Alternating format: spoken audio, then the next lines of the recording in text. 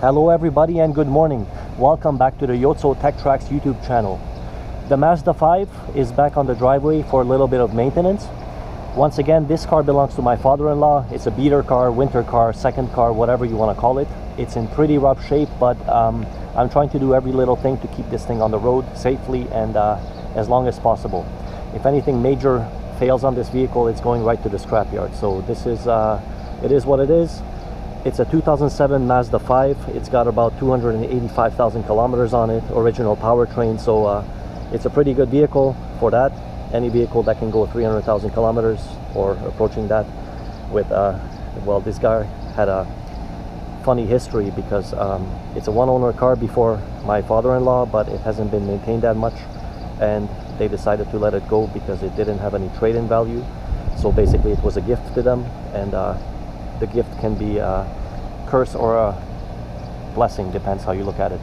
This vehicle, I've done quite a little things to it to keep it on the road. It was in a state where it would have gone to the auto wreckers, and it's one of those vehicles that it's too old to take it to a shop, because shop rates nowadays, they will charge you many times the value of the vehicle to keep little things from completely ruining the whole vehicle. So right now, basically I put on an AC belt. It has a stretch belt between the crankshaft and the AC compressor, and that is to get the air conditioning running.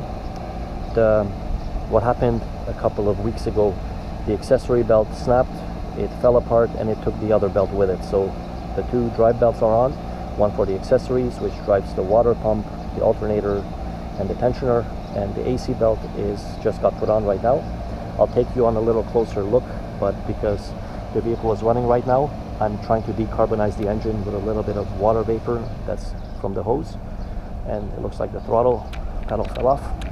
I will show you now. I can get closer and you guys can still hear me. I'm just running a little misting nozzle through the engine and it'll decarbonize it, but the gas pedal fell off. It's running pretty good actually. After this, water will go through the system. Let me shut it off so you guys can hear me. And just a little DIY. This is all just a little spray. It'll go through the engine and it'll take off all the carbon.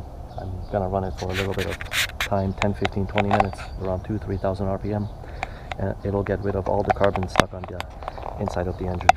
Basically, this engine has a number 2 cylinder misfire and it's carboning up. I believe it's got a couple of ring problems on cylinder number 2. Other than that, it runs decent.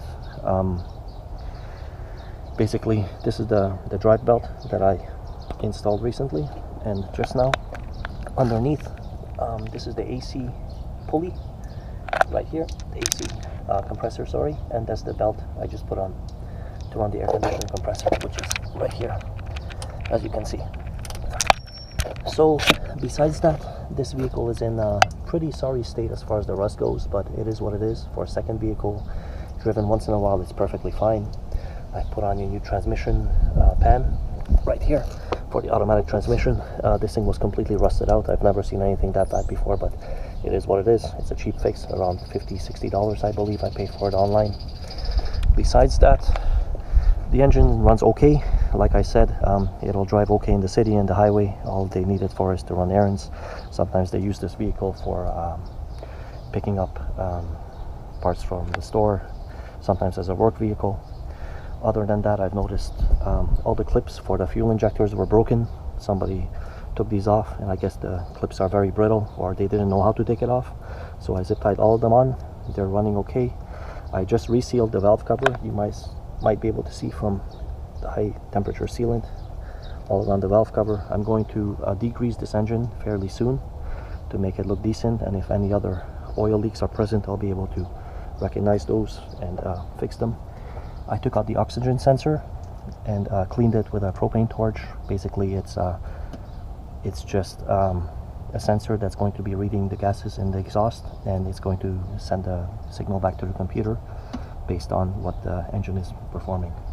Also, the mass airflow sensor was in a very bad shape, and one of the reasons is, I'm not sure exactly what happened to it, but the way this airbox is oriented, the mass airflow is directly right above one corner of the air filter, and as you guys can see, this filter has seen some better days. It feels almost burnt to a crisp. It feels very dry, and I'm not sure it's like an acid got on it or somebody burnt this for whatever reason. I couldn't tell you why. Not something should happen. The rest of the filter is perfectly fine, but this is so brittle and dry, and this little tiny thing's got on top of the mass airflow sensor, and that's a big no-no because the computer takes all the calculation readings basically based on this sensor. And I've cleaned it as much as I can with a throttle body cleaner, brake cleaner, and a couple of Q-tips, so it runs a little bit better now, and hoping I don't have to replace that because it's not cheap. It still gives a decent reading. I don't have a scan tool to access that data, but based on the other parameters in the computer, it runs half decent with it the way it is, so that's going to stay like that. Just for test purposes, I tried to clean the filter and tried to put a little bit of rag on it, just so I can run the engine without these little parts going through. And I also flipped the filter the other way. So it is what it is. I already bought another filter from a parts store for a couple of bucks. As I said, I changed the spark plugs. Main problem with this engine is number 2 cylinder is a little bit sick, as you guys can see. I'm not sure if you can see it. I'll zoom in. It's got heavy carbon deposits, and it's occasionally misfiring on that. And well, 300,000 kilometers with not much maintenance before roughly 250,000. I believe my father-in-law got it, so he put about 30,000 kilometers onto this vehicle, which is pretty good for what it is. And it lasts as long as it lasts, and if it basically fails in a catastrophic way, for example, engine failure, transmission failure, this thing is going right to the auto wreckers. So these are basically the little things you have to do to keep these vehicles going, whatever vehicles that is. For him to be able to take this to a shop, and shop rates nowadays is going to be well over $100 an hour to replace parts, just even for diagnosis. It's not worth it. I've put brakes on this thing, tires, rims, everything was very rough shape. So brakes are good, tires are good. Little things like the trim is falling off. I put a body kit. This was from a Ford Explorer from the auto wreckers, and I just basically covered the rust with it. It looks better than it was before. You can see on the other side it's coming through. A couple of years ago this wasn't even apparent, but the bubble is coming right through, and this whole quarter panel is going to be gone soon. The skirt was falling off because underneath this skirt there's basically nothing holding the vehicle together.